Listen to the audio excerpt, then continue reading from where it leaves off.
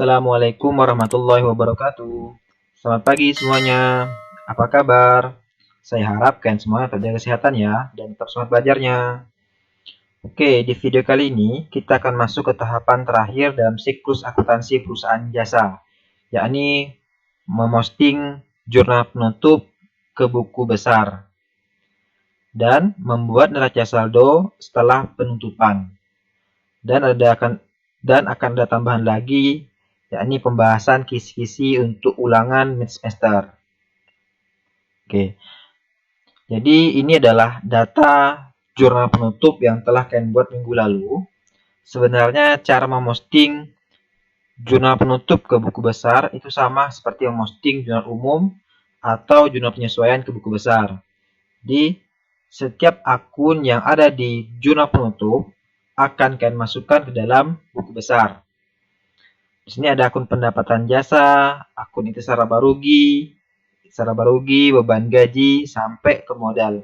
Semua akun ini akan kalian posting ke dalam buku besar masing-masing akun. Contoh, di sini ada akun pendapatan jasa di bagian debit sebesar 48.750.000. Kita masukkan ke buku besar pendapatan jasa. Ini seperti buku besar yang telah kalian buat sebelumnya ya.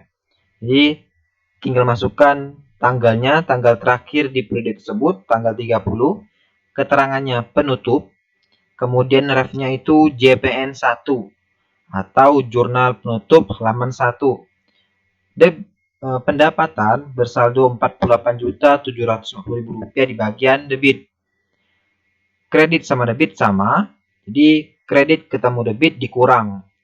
Jadi akhirnya 0. Inilah fungsi dari jurnal penutup, yakni menganolkan semua akun pendapatan dan beban, termasuk FIFE, dan menambahkan akun laba ke dalam modal. Oke, jadi semua akun pendapatan dan beban, saldonya pasti akan 0. Oke, kemudian setelah posting ke buku besar, kalian wajib mengisi refnya dengan nomor akun, jadi 401. Ini artinya akun pendapatan jasa di jurnal penutup telah diposting ke buku besar. Oke, kemudian yang kedua, ada akun intisar laba rugi sebesar Rp48.750.000. Kita posting ke buku besar. Karena akun intisar laba rugi tidak ada buku besarnya sebelumnya, kita buat baru. Namanya akun intisar laba rugi. Nomor akunnya 411. Kita masukkan yang pertama, tanggal 30, keterangannya penutupan pendapatan. Refnya sama JPN 1, jumlahnya Rp48.750.000 di bagian kredit. Saldonya juga sama Rp48.750.000 di bagian kredit. Di penutup ada 3 kali ya muncul akun intisar laba rugi. Pertama di bagian kredit, kemudian di bagian debit dan debit. Jadi sekalian kita posting ya. Kemudian untuk tanggal 30 yang kedua ada akun intisar laba rugi di bagian debit sebesar Rp7.650.000. Kita posting ke buku besar. Tanggal 30, keterangannya penutup beban. Jumlahnya Rp7.650.000 di bagian debit. Kredit ketemu debit dikurang, misalnya Rp41.100.000. Kemudian yang ketiga, akun intisar laba rugi di bagian debit sebesar Rp41.100.000 ya. Ini sedikit kesalahan. Kita masukkan tanggal 30 penutup laba JPN 1, jumlahnya debit Rp41.100.000. Angkanya sama, debit ketemu kredit dikurang, hasilnya 0. Jadi semua akun 4 pendapatan dan akun 5 akan bersaldo 0. Oke. Setelah kan posting semua akun intisar laba rugi di jurnal penutup ke buku besar, kalian wajib kembali ke jurnal penutupnya. Kemudian masukkan kode akun di bagian referensi 411 411 411. Ini artinya akun ini telah diposting ke buku besar. Kemudian kalian teruskan memposting beban gaji sampai ke modal ke dalam buku besar masing-masing. Oke, kita lanjut ke berikutnya tentang neraca saldo setelah penutupan. Neraca saldo setelah penutupan adalah neraca yang dibuat untuk mencatat akun-akun yang tersisa setelah pemustingan jurnal penutup ke buku besar, sehingga hanya menyisakan akun real saja, yakni hanya ada akun harta, utang, dan modal.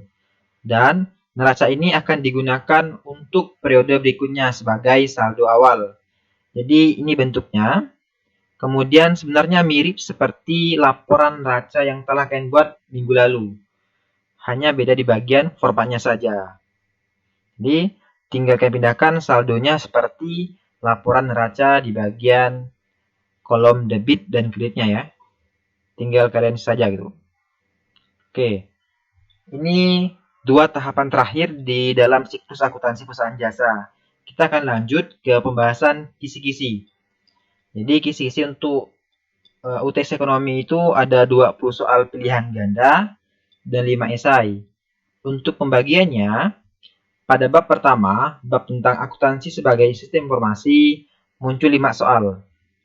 Rinciannya, 1 soal untuk soal tentang urutan proses akuntansi, kemudian 2 soal untuk pihak-pihak yang membutuhkan informasi akuntansi, kemudian 2 soal untuk bidang disiplin ilmu akuntansi. Ringkasan materinya telah saya buat di slide berikutnya ya. Tinggal kalian perhatikan kembali. Oke. Untuk bab yang kedua, tentang persamaan dasar akuntansi itu muncul 10 soal. Rinciannya, untuk pencatatan transaksi ada 5 soal. Kemudian untuk laporan keuangan ada 5 soal. 2 pilihan ganda, 3 esai. Kemudian untuk bab yang ketiga, tentang siklus akuntansi perusahaan jasa, juga sama muncul 10 soal. Jurnal umum ada 6 soal dan buku besar ada 4 soal. 2 pilihan ganda, 2 esai. Oke, ini adalah rangkuman materi yang akan saya keluarkan untuk ulangan ya, untuk UTS. Jadi ini tentang tahapan-tahapan dalam akuntansi. Tahapan identifikasi, pencatatan, penggolongan, peringkasan, dan pelaporan. Ingat baik-baik ya urutannya. Kemudian untuk pihak yang membutuhkan informasi akuntansi itu ada 5. 1, 2, 3, 4, 5. Ada manajer. Kenapa manajer butuh informasi akuntansi? Ada investor, pemegang saham, pemerintah, dan kreditur atau pemberi pinjaman. Tinggal kalian baca lagi nanti ya. Saya akan lampirkan slide-nya di deskripsi video. Kemudian ini adalah 5 bidang ilmu akuntansi yang akan saya keluarkan, hanya 2. Jadi dari 5 ini muncul 2 soal saja. Kita akan pelajari nanti. Kemudian, oke. Ini untuk soal dalam persamaan dasar akuntansi ya. Jadi ini ada muncul 5 soal. Ini contoh soalnya. Tanggal 10 November 2019 dibeli perlengkapan sebesar Rp4.250.000. Baru dibayar tunai sebesar Rp1.750.000 dan sisanya dibayar kemudian. Bagaimana transaksi tersebut dicatat dalam persamaan akuntansi? Oke, ketika dibeli perlengkapan, maka perlengkapan perusahaan akan bertambah sebesar Rp4.250.000. Baru dibayar tunai. Ketika membayar, maka kas di perusahaan akan berkurang sebesar Rp1.750.000. Belinya Rp4.250.000, dibayar Rp1.750.000. Artinya perusahaan memiliki utang. Utangnya bertambah sebesar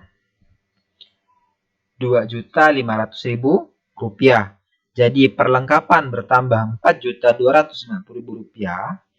Kas berkurang Rp1.750.000 dan utang bertambah Rp2.500.000. Sehingga jawabannya adalah yang C. Kenapa A salah? Karena kas bertambah, kas harusnya berkurang. Kemudian kenapa B salah? Salahnya di bagian jumlah kasnya. kas yang berkurang adalah Rp1.750.000. Oke, untuk pendalamannya, silahkan lihat di hasil kerjaan kalian pada soal identifikasi transaksi persamaan dasar akuntansi pada pertemuan yang kedua. Ini ya. Ini ada latihan kalian yang telah kalian kerjakan pada pertemuan kita yang kedua. Silahkan direview kembali ya. Untuk pendalaman tentang soal-soal persamaan dasar akuntansi. Karena soalnya akan mirip seperti ini. Oke, kemudian masuk ke yang kedua ya. Tentang laporan keuangan dalam persamaan dasar akuntansi. Jadi di sini ada dua rumus yang akan digunakan. Untuk menghitung laba, kita menggunakan rumus laba sama dengan total pendapatan dikurang total beban. Kemudian untuk menghitung modal akhir, sama dengan modal awal ditambah laba dikurang FIFO. Ini dua rumus yang akan selalu keluar dalam akuntansi ya. Silakan dihafal. Oke, contoh. Ini contoh soal tentang menghitung laba bersih. Salon Manis pada tanggal 31 Desember mempunyai data keuangan sebagai berikut. Ada pendapatan bunga 5 juta rupiah, pendapatan jasa 14 juta rupiah, beban gaji 3 juta, beban listrik 1 juta, beban lain-lain 500.000 rupiah. Berdasarkan data di atas, besarnya laba salon manis adalah apa rumus laba? Laba sama dengan total pendapatan dikurang total beban. Pendapatan ada dua, jadi 5 juta ditambah 14 juta. Bebannya ada 3 ya. 3 juta, 1 juta, 500.000 rupiah tambahkan. Di laba sama dengan 19 juta dikurang 4 juta 500.000 rupiah, dapatlah 14 juta 500.000 rupiah. Jadi untuk soal nomor 34 jawabannya A.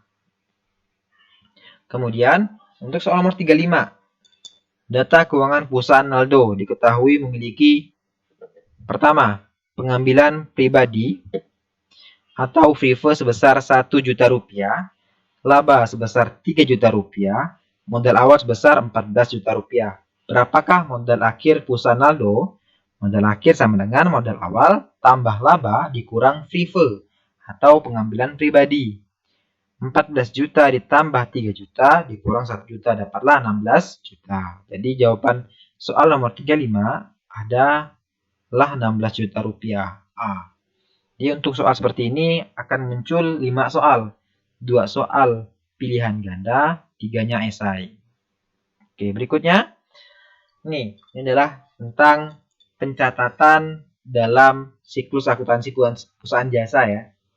Ini saya lampirkan 2 contoh soal.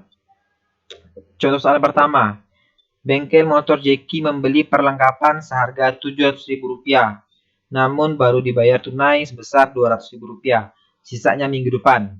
Oke, ketika perusahaan membeli perlengkapan, maka perlengkapan akan bertambah sebesar Rp700.000. Perlengkapan bertambah di mana? Debit atau kredit? Karena perlengkapan akun harta bertambah di bagian debit. Jadi perlengkapan debit sebesar Rp700.000. Dibayar tunai, artinya ada kas yang berkurang. Kas berkurang di bagian kredit sebesar Rp200.000.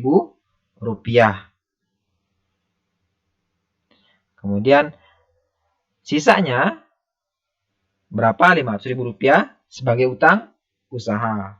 Sebesar Rp500.000. Utang usaha bertambah di bagian kredit Rp500.000.